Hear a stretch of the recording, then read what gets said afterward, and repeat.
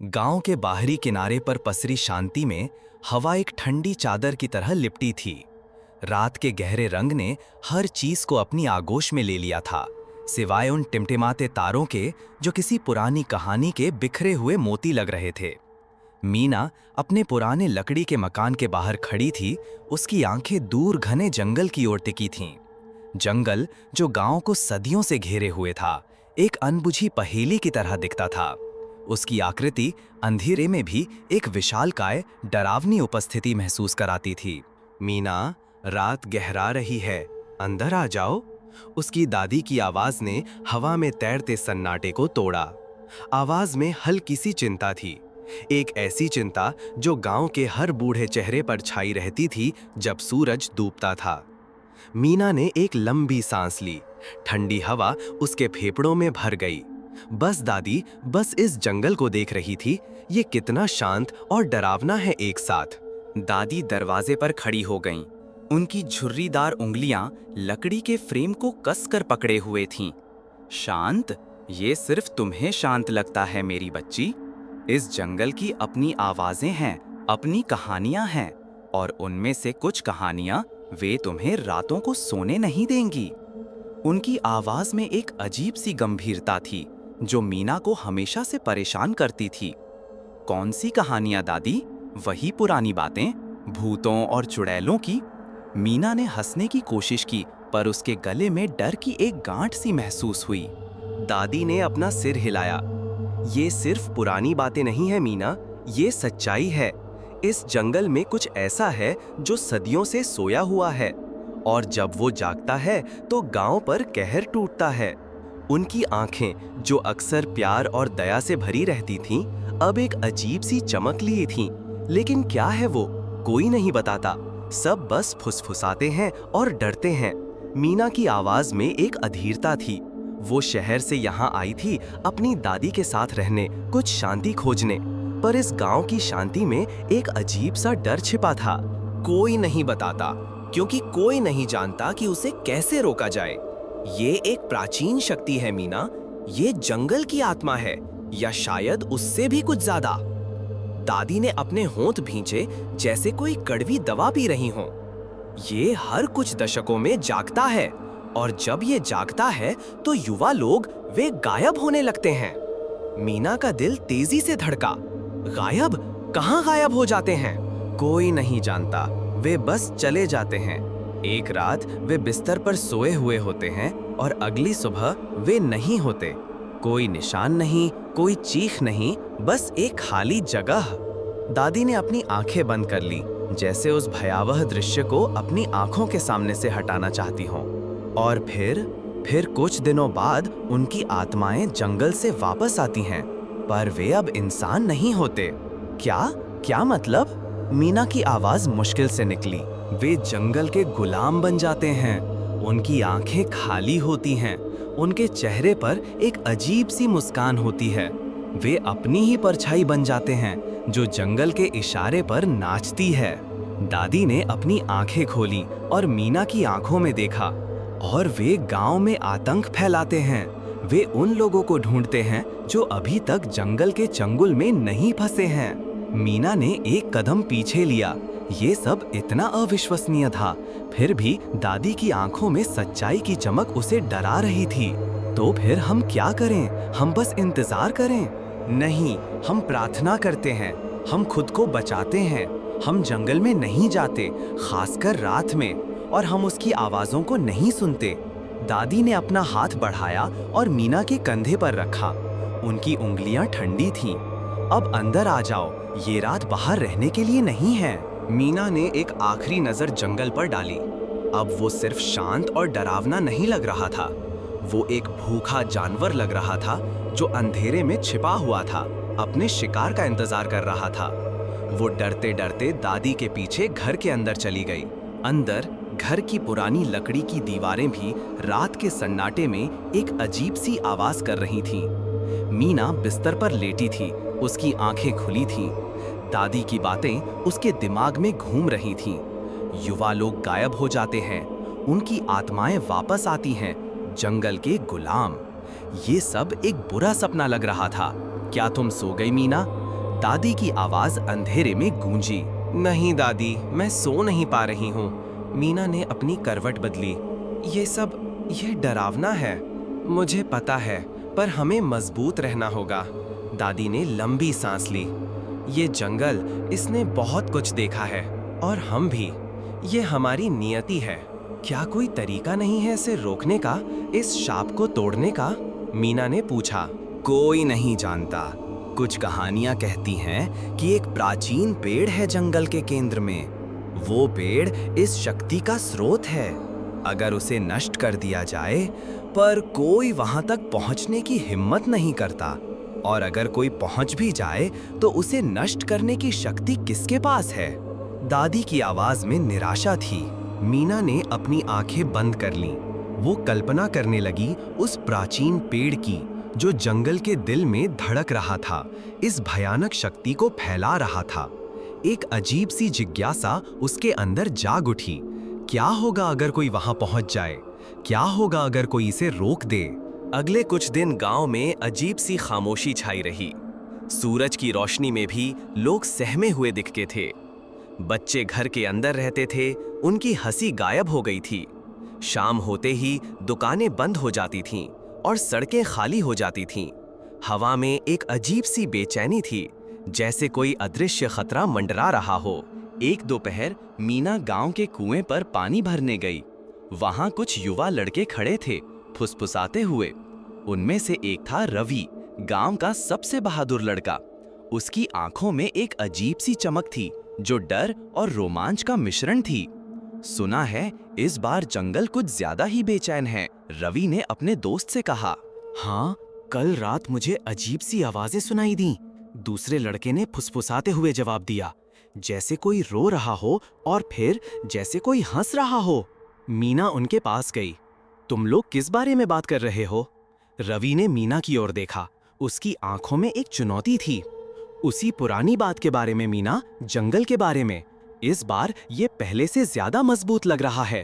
और तुम क्या करने वाली हो? मीना ने पूछा। हम कुछ करने वाले हैं, रवि ने कहा। उसकी आवाज में एक दृढ़ता थी।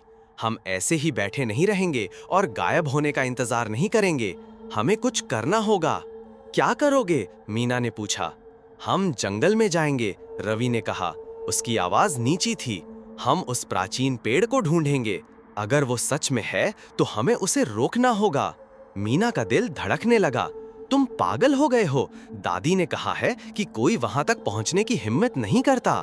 क्या तुम बस डर कर बैठोगी? रवि ने तिरछी नजर से मीना को देखा। ये हमारा गांव है मीना, हमें इसे बचाना होगा। ये हमारी लड़ाई है। मीना ने कुछ देर सोचा। दादी की चेतावनी, गांव का डर और रवि की आंखों में दिखी हिम्मत, एक अजीब सा खिंचाव महसूस हुआ उसे। मैं भी तुम्हारे साथ चलूंगी। रवि चौंक गया। तुम? नहीं मीना, ये बहुत खतरनाक है। तुम लड़की हो। लड़की हूं तो क्या हुआ? मैं भी इस गांव की बेटी हूं, और अगर तुम डरने वाले नहीं हो तो मैं भी नहीं डरूंगी। मीना ने अपनी आवाज में दृढ़ता भरी। रवि ने कुछ देर मीना की आंखों में देखा, फिर उसने सिर हिलाया। ठीक है, पर तुम्हें हमारे नियमों का पालन करना होगा, और अगर कुछ भी गलत हुआ तो तुम्हें तुरंत वापस लौटना होगा। मीना ने सिर हिलाया। मैं तैयार हूं। उसी रात अंधेरे में रवि और उसके दो दोस्त सुनील और प्रकाश मीना के साथ जंगल की ओर बढ़े। उनके हाथों में पुराने टॉर्च थे, जिनकी रोशनी अंधेरे में कांप रही थी। जंगल का प्रवेश द्वार एक विशाल, मुंह फाड़े हुए राक्षस जैसा लग रहा था। पेड़ों की शाखाएं काली, टेढ़ी मेढ़ी उंगलियों की तरह उन्हें अंदर खींच रही थीं। जैसे ही वे अंदर घुसे, जंगल की आवाजें और तेज हो गईं। हवा में पत्तों की सरसराहट एक फुसफुसाहट में बदल गई, जैसे कोई अदृश्य प्राणी उनसे बात कर रहा हो।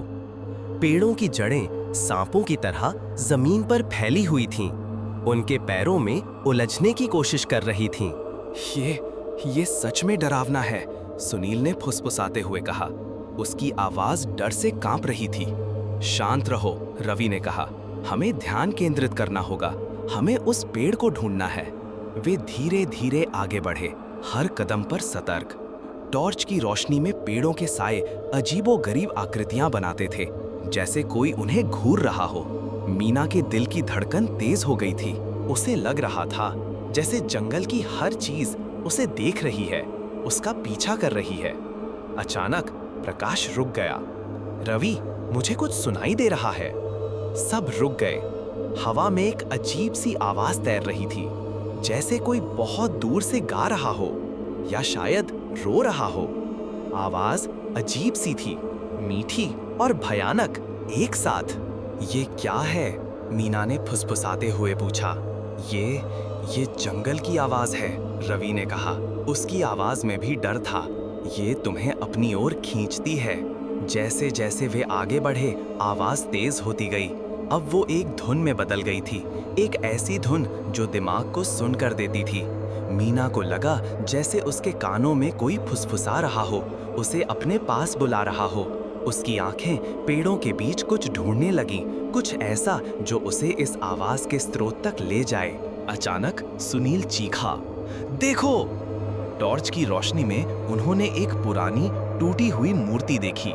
मूर्ति एक औरत की थी, जिसके हाथ फैले हुए थे, जैसे किसी को गले लगा रही हो, पर उसका चेहरा विकृत था और उसकी आंखें खाली थीं। मूर्ति के चारों ओर कुछ अजीब से निशान थे, जैसे किसी ने उन्हें खून से बनाया हो। ये क्या है? मीना ने पूछा। उसका गला सूख गया था। ये कुछ पुरानी चीज है, रवि ने कहा। शायद ये जंगल की देवी है या कुछ और। जैसे ही वे मूर्ति के पास पहुंचे, हवा में ठंडक बढ़ गई। आवाज और तेज हो गई। अब वो एक चीख में बदल गई थी, जो उनके कानों के पर्दे फाड़ रही थी। पेड़ों की शाखाएं हिलने लगी, जैसे वे उन्हें अंदर खींच रही हों। अचानक प्रकाश जमीन पर गिर पड़ा। वो अपने कानों को कसकर पकड़े हुए था। उसके चेहरे पर दर्द था। ये बहुत तेज है। रवि और मीना ने उसे उठाने की कोशिश की, पर वो दर्द से कराह रहा था। उसकी आंखें खाली हो गईं और उसके चेहरे पर एक अजीब सी मुस्कान आ गई। प्रकाश, क्या हुआ तुम्हें? रवि ने उसे हिलाया। प्रकाश ने रवि की ओर देखा, पर उसकी आंखों में कोई पहचान नहीं थी। वो उठ खड़ा हुआ और धीरे धीरे जंगल के और गहरे हिस्से की ओर बढ़ने लगा। प्रकाश, कहाँ जा रहे हो? सुनील ने उसे रोकने की कोशिश की, पर प्रकाश नहीं रुका। वो एक ज़ॉम्बी की तरह आगे बढ़ता गया। उसकी चाल धीमी और डरावनी थी। कुछ ही पलों में वो अंधेरे में गायब हो गया। नहीं, सुनील चीखा, वो चला गया। रवि ने अपना सिर हिलाया। ये वही है, दादी ने जिसके बारे में बताया था। जंगल ने उसे अपने कब्जे में ले लिया है। मीना का दिल डर से कांप रहा था। उसने अपनी आंखों से प्रकाश को गायब होते देखा था। ये सब इतना वास्तविक था, इतना भयानक। हमें वापस जाना चाहिए रवि, हम यहाँ से निकलना चाहिए। नहीं, रवि ने कहा। उसकी आवाज में दृढ़ता थी, पर उसके चेहरे पर भी डर था। हम उसे ऐसे नहीं छोड़ सकते। हमें उसे रोकना होगा और हमें उस पेड़ को ढूंढना होगा। वे आगे बढ़े, पर अब उनके हर कदम में डर था। हर पेड़ उन्हें प्रकाश की याद दिला रहा था, जो अब जंगल का गुलाम बन चुका था। आवाज अब भी उनके कानों में गूंज रही थी, पर अब वो पहले से ज्यादा भयानक लग रही थी। अचानक उन्हें एक अजीब सी गंध महसूस हुई। गंध मीठी थी, पर उसमें कुछ सड़ा हुआ था। जैसे जैसे वे आगे बढ़े, गंध तेज होती गई। फिर उन्होंने देखा, जमीन पर पेड़ों के बीच कुछ चीजें बिखरी हुई थीं। पुरानी हड्डियां, सूखे हुए पत्ते और कुछ ऐसे कपड़े जो कभी किसी इंसान ने पहने होंगे। और उनके बीच एक अजीब सी चमक थी। ये क्या है? सुनील ने पूछा। उसकी आवाज कांप रही थी। रवि ने टॉर्च की रोशनी उस चमक पर डाली। वो एक पुराना टूटा हुआ लॉकेट था। लॉकेट के अंदर एक पुरानी तस्वीर थी, जिसमें एक युवा लड़का और लड़की हंस रहे थे। ये मेरे दादा का लॉकेट है, सुनील चीखा। वो बचपन में गायब हो गए थे। मीना ने लॉकेट को उठाया। ये वही लॉकेट था जिसके बारे में सुनील ने कई बार बताया था कि उसके दादा इसे हमेशा अपने साथ रखते थे। इसका मतलब था कि वे सही जगह पर थे, या कम से कम उस जगह के करीब जहां जंगल अपनी भयानक शक्ति दिखाता था। तभी जमीन हिलने लगी। एक गहरी गड़गड़ाहट की आवाज आई, जैसे कोई बहुत बड़ा जानवर जमीन के नीचे चल रहा हो। पेड़ों की शाखाएं तेजी से हिलने लगीं और हवा में एक अजीब सी ऊर्जा महसूस हुई, क्या हो रहा है? मीना ने पूछा। मुझे लगता है हम करीब आ गए हैं, रवि ने कहा। उसकी आंखें अंधेरे में कुछ ढूंढ रही थीं। गड़गड़ाहट तेज होती गई और फिर एक विशाल काली छाया उनके सामने उभरी। छाया इतनी बड़ी थी कि उसने चांद की रोशनी को भी ढक लिया। जैसे ही वे करीब आए, उन्होंने देखा कि ये एक पेड़ था, एक बहुत ही विशाल प्राचीन पेड़। उसकी जड़ें जमीन में इतनी गहराई तक फैली हुई थीं कि वे एक भूल भुलैया जैसी लग रही थीं। पेड़ का तना काला और विकृत था, जैसे उसमें अनगिनत चेहरे और हाथ छिपे हों, और उसकी शाखाएं वे आसमान को चीर रही थीं, जैसे वे किसी भयानक चीज को पकड़ना चाहती हों। ये वही है, रवि ने फुसफुसाते हुए कहा। वो प्राचीन पेड़ से एक अजीब सी रोशनी निकल रही थी जो अंधेरे में चमक रही थी। रोशनी हरी थी और उसमें कुछ अजीब सी आकृतियां घूम रही थीं, जैसे आत्माएं नाच रही हों, और पेड़ के तने से वही भयानक आवाज आ रही थी जो उनके दिमाग को सुन्न कर रही थी। हमें इसे रोकना होगा, मीना ने कहा। उसकी आवाज में डर के बावजूद एक दृढ़ता थी। पर कैसे? मुझे नहीं पता, रवि ने कहा, पर हमें कुछ करना होगा। अचानक पेड़ से एक तेज हवा चली। हवा इतनी तेज थी कि वे जमीन पर गिर पड़े। जब उन्होंने अपनी आंखें खोलीं तो उन्होंने देखा कि पेड़ से कुछ बाहर निकल रहा था। वे आकृतियां थीं, धुंधली और पारदर्शी। वे हवा में तैर रही थीं और उनकी आंखें खाली थीं। वे इंसान लग रहे थे, पर उनके चेहरे पर कोई भावना नहीं थी। वे वही थे जो जंगल के गुलाम बन गए थे। वे आ रहे हैं, सुनील चीखा। आकृतियां धीरे धीरे उनकी ओर बढ़ने लगी। उनकी चाल धीमी थी, पर उनकी आंखों में एक अजीब सी चमक थी जो उन्हें डरा रही थी। भागो, रवि चीखा। वे उठ खड़े हुए और भागने लगे, पर आकृतियां तेजी से उनका पीछा करने लगीं। जंगल में भागना मुश्किल था। जड़ें उनके पैरों में उलझ रही थीं और शाखाएं उन्हें रोक रही थीं। तभी मीना को एक विचार आया। उसने दादी की बात याद की। ये जंगल की आत्मा है, या शायद उससे भी कुछ ज्यादा। और उस भयानक पेड़ की बात। रवि, हमें पेड़ को नष्ट करना होगा, मीना चीखी। यही एकमात्र तरीका है। कैसे? रवि ने पूछा। वह हाँफ रहा था। मुझे नहीं पता, पर हमें कुछ करना होगा, मीना ने कहा। एक आकृति उनके करीब आ गई। वह एक युवा लड़की की तरह दिख रही थी, जिसके बाल बिखरे हुए थे। उसकी आंखें खाली थीं और उसके चेहरे पर एक अजीब सी मुस्कान थी। रवि, सुनील, तुम पेड़ को विचलित करो, मैं कुछ करने की कोशिश करती हूँ, मीना ने कहा। रवि और सुनील ने सिर हिलाया और वे आकृतियों की ओर दौड़े, उन्हें दूर धकेलने की कोशिश कर रहे थे। मीना पेड़ की ओर भागी। पेड़ विशाल था और उसकी जड़ें जमीन में गहराई तक धसी हुई थीं। मीना ने अपनी आंखें बंद कर लीं और उसने अपनी सारी शक्ति बटोरी। उसे दादी की बातें याद आईं, गांव के लोगों का डर और उन सभी की आत्माएं जो इस जंगल में फंस गई थीं। उसने महसूस किया कि उसके अंदर कुछ जाग रहा है, कुछ ऐसा जो उसे इस पेड़ से लड़ने की शक्ति दे सकता है। उसने अपने हाथों को पेड़ के तने पर रखा। तना ठंडा और खुरदुरा था, जैसे वो जीवित हो। जैसे ही उसके हाथों ने पेड़ को छुआ, उसे एक अजीब सी ऊर्जा महसूस हुई। ऊर्जा उसके शरीर में दौड़ने लगी। उसे एक अजीब सी गर्मी महसूस हुई। तभी पेड़ से एक तेज चीख निकली। चीख इतनी भयानक थी कि मीना को लगा जैसे उसके कान फट जाएंगे। पेड़ हिलने लगा और उसकी शाखाएं तेजी से हिलने लगी, जैसे वो दर्द में हो। ये काम कर रहा है, रवि चीखा। मीना ने अपनी आंखें खोलीं। पेड़ से हरी रोशनी और तेज हो गई थी और उसमें से कुछ अजीब सी आकृतियां निकल रही थीं, जो हवा में घुल रही थीं। पेड़ का तना फटने लगा और उसमें से कुछ काला तरल पदार्थ बहने लगा। आकृतियां जो उन्हें घेर रही थीं, अचानक रुक गईं। उनकी आंखों में चमक गायब हो गई और वे हवा में घुलने लगीं, जैसे वे कभी थीं ही नहीं। मीना ने अपनी सारी शक्ति बटोरी और उसने पेड़ को धकेलने की कोशिश की। पेड़ और तेज चीखा और फिर एक धमाके के साथ वो फट गया। एक तेज रोशनी निकली जिसने पूरे जंगल को रोशन कर दिया।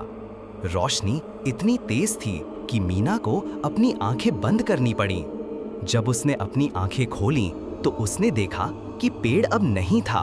उसकी जगह पर एक बड़ा गड्ढा था और उसमें से कुछ अजीब सी ऊर्जा निकल रही थी। जंगल शांत हो गया था। हवा में अब कोई भयानक आवाज नहीं थी, सिर्फ पत्तों की सरसराहट थी और आकृतियां वे सब गायब हो गई थीं। रवि और सुनील मीना के पास दौड़े। उनके चेहरे पर राहत थी, पर उनकी आंखें अभी भी सदमे में थीं। हमने कर दिखाया, सुनील ने पूछा। उसकी आवाज कांप रही थी। मुझे लगता है, मीना ने कहा। वो हाँफ रही थी।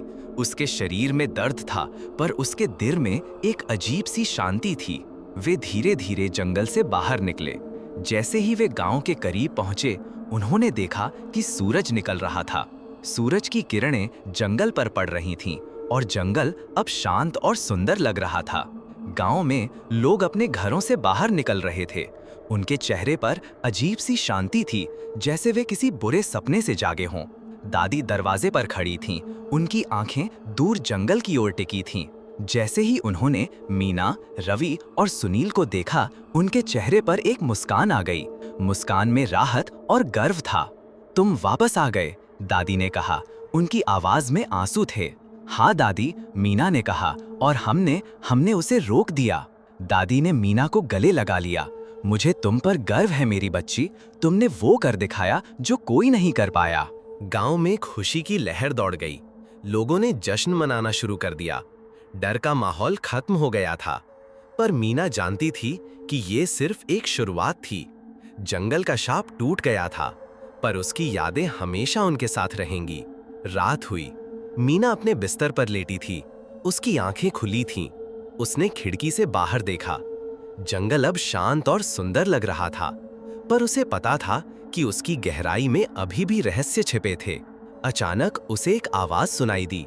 आवाज धीमी थी, पर उसमें एक अजीब सी धुन थी। ये वही आवाज थी जो उसने जंगल में सुनी थी, पर अब वो भयानक नहीं लग रही थी। वो मीठी थी और उसमें एक अजीब सी शांति थी। मीना बिस्तर से उठी और खिड़की के पास गई। उसने देखा कि जंगल से एक हल्की सी चमक निकल रही थी। चमक हरी थी और उसमें कुछ अजीब सी आकृतियां घूम रही थीं, पर वे अब डरावनी नहीं लग रही थीं। वे सुंदर थीं और उनमें एक अजीब सी चमक थी। मीना ने अपनी आंखें बंद कर लीं। उसे लगा जैसे जंगल उससे बात कर रहा हो, उसे कुछ बता रहा हो, पर वो समझ नहीं पा रही थी कि वो क्या था। अचानक उसे एक चेहरा याद आया। वो चेहरा प्रकाश का था, जो जंगल में गायब हो गया था। और फिर उसे एक और चेहरा याद आया, एक युवा लड़की का चेहरा जो आकृतियों में से एक थी। मीना ने अपनी आंखें खोलीं। उसने देखा कि चमक और तेज हो गई थी और उसमें से कुछ अजीब सी आवाजें निकल रही थीं, जैसे कोई फुसफुसा रहा हो। मीना, आवाज ने कहा। आवाज मीठी थी और उसमें एक अजीब सी मिठास थी। मीना का दिल धड़कने लगा। ये वही आवाज थी जो उसने जंगल में सुनी थी, पर अब वो भयानक नहीं लग रही थी। वो उसे बुला रही थी, उसे अपने पास खींच रही थी। कौन हो तुम? मीना ने फुसफुसाते हुए पूछा।